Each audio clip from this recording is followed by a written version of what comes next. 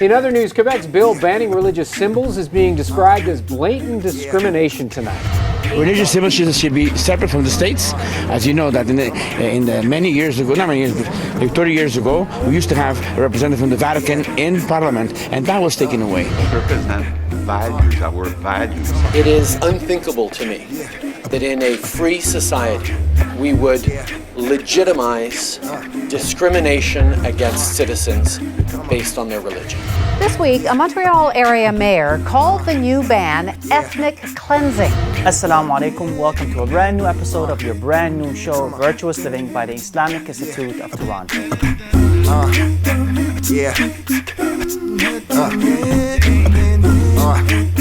Come on. If you haven't been living under a rock, you've probably heard of all the commotion happening in Quebec. Yes, I'm speaking about Bill 21. You know, honestly, I'm not surprised that such a bill would be introduced in Quebec.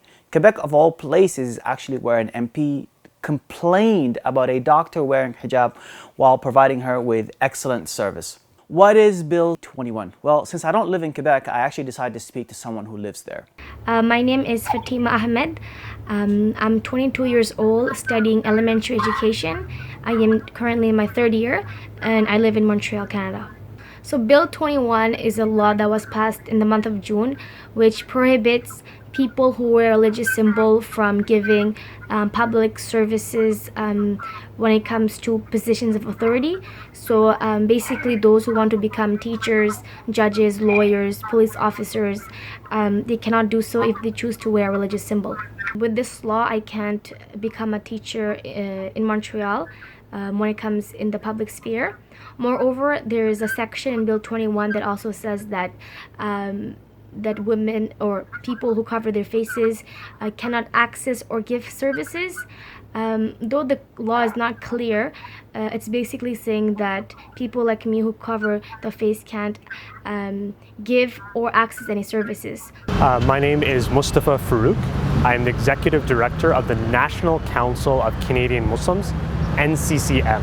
So what this really creates is something that we think is unconstitutional and creates a sense of second-class citizenship. Imagine if you're a hijabi walking the streets of Montreal knowing that you were never allowed to become a teacher. Their rationale is that we need to have a neutral state, and having religious symbols in the state or in certain public sector jobs diminishes from that sense of neutrality.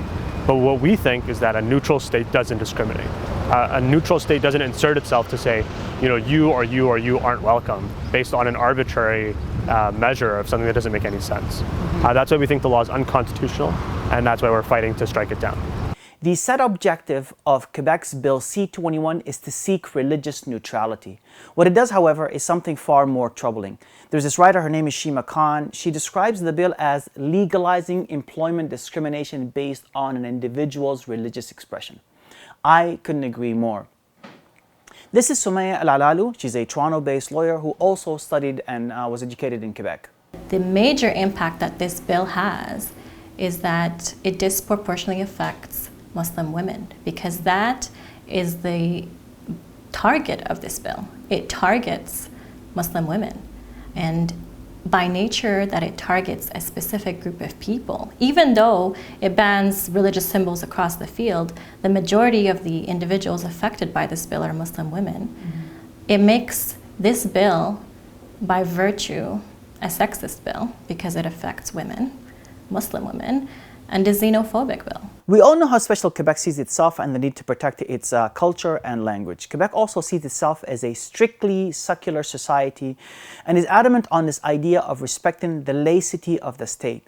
This is a value that Quebecers feel very strongly about, but there are also other values that Quebecers hold dear. You know, such values as freedom of individuals. What about the law? How can Quebec pass such a law when the Charter of Freedoms and Rights clearly states that everyone has the freedom of consciousness and religion as a fundamental freedom? The Charter of Human Rights and Freedoms is, constitutional law. But part of that charter includes Section 33. And what is the Section 33? It's called the Notwithstanding Clause. And the Notwithstanding Clause gives provincial parliaments the power to override certain guaranteed charters, certain guaranteed freedoms in the Charter of Human Rights and Freedoms.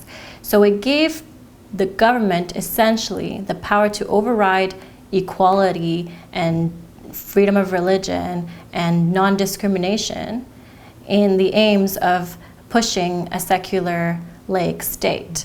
So what's novel about it is that the notwithstanding clause has rarely ever been used before by governments.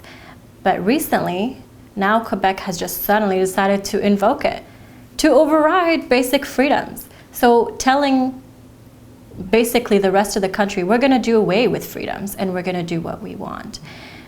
Is there ways around this notwithstanding clause? Does the fact that the Quebec government enacted this legislation make it constitutional? That's the question that we're going to be seeing, that's going to be debated, because legal challenges are already coming out, because there are other protected, known doctrines in the common law. There's theories in the common law, there's precedents that show that even if it's not guaranteed in the Charter, the right to freedom, the right to protect minorities, that's recognized in our common law. So there's other existing precedents that could make this legislation unconstitutional in Canada.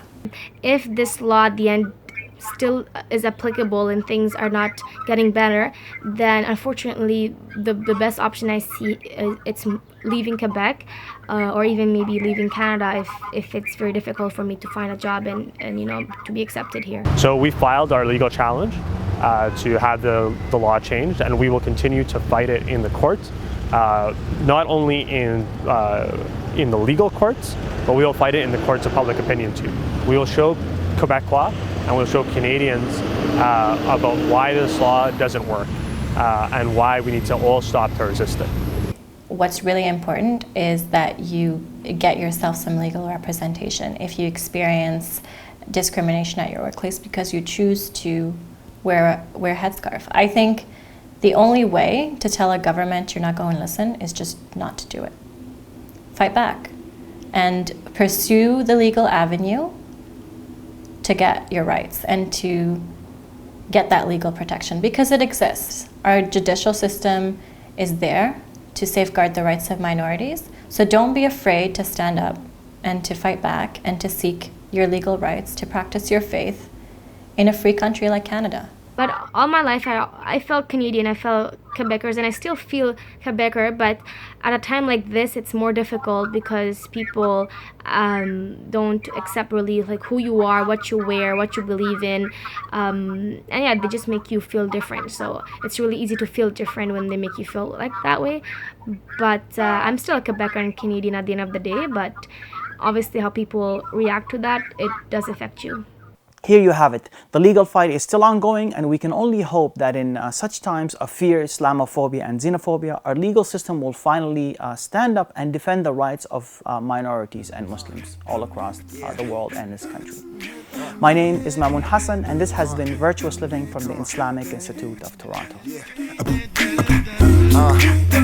Yeah.